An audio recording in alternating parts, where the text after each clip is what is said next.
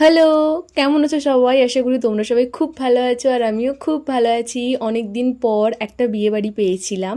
তো আজকে আমি রেডি হয়ে গেছি বিয়েবাড়িতে যাওয়ার জন্য। আজকে ছিল রিসেপশন আর আজকের লুকটা আমার দারুণ লেগেছে। আর সাজিয়ে দিয়েছিল আমার দিদি। আজকে শাড়িটাও আমার ভীষণ পছন্দের ছিল আর হেয়ারস্টাইল থেকে শুরু করে মেকআপটা খুব সুন্দর হয়েছিল। আর এটা ছিল আমার দিদির মেকআপ আর যিনি সাজিয়েছেন আমার টুসিদি, আমাদের বাবাই শোনা। অনেক দিন পর ওকে দেখেছি। তারপর তো ভেনিউতে পৌঁছে যাই আর ওই দিন প্রচুর বৃষ্টি হয়েছিল। আর বিয়েবাড়িটা ছিল আমার দিদিদের বাড়িরই বিয়েবাড়ি। তো গিফট দিয়েছিলাম, যার কোনো ক্লিপ আমার দিদি নেয়নি। তারপর স্টার্টার কাউন্টারে চলে গেছিলাম, যেখানে পকোড়া ছিল, কফি ছিল আর লস্যি ছিল, যেটা আমার ভীষণ ভালো লেগেছিল এই লস্যিটা। আর ছোটো মোটো একটা অর্কেস্ট্রারের আয়োজন করা হয়েছিল।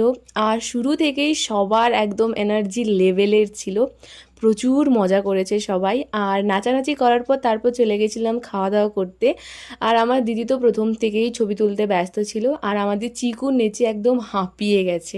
যেহেতু অনেক রাত হয়ে গেছিল তাই খেতে আর একদমই ইচ্ছে করছিল না আর ভালোও লাগছিল না ওই সময়টা খেতে। তবুও একটু খেয়েছিলাম। আর মেনুতে যেইগুলো ছিল সেগুলো খুবই ভালো রান্না হয়েছিল, খুবই ভালো খাবার হয়েছিল। বাট কি বললাম, আমাদের খাওয়ার একদমই মুড ছিল না।